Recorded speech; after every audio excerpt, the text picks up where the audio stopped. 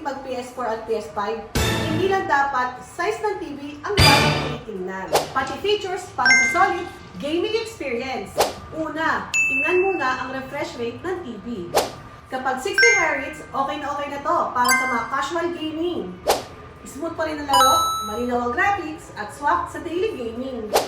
Pangalawa, hanapin ang game mode at low input lag.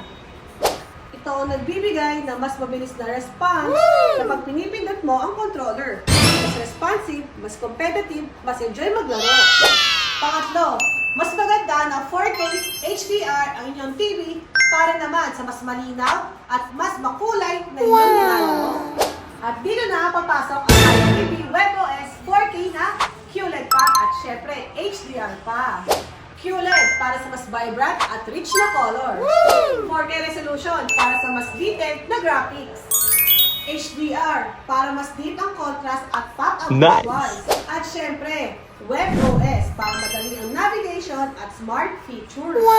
Lalo na kung mahilig ka maglaro ng PS4 at PS5 at syempre, hindi na magandang experience sa paglalaro na hindi gumagastos ng mahal, okay na ang Hari TV WebOS. Kaya kung naghahanap ka ng TV para naman sa mas magandang gaming experience at budget-friendly, dito na ang Hari TV QLED WebOS 4K na HDR pa. Hari Appliances is the best. Hari TV, Hari Speed.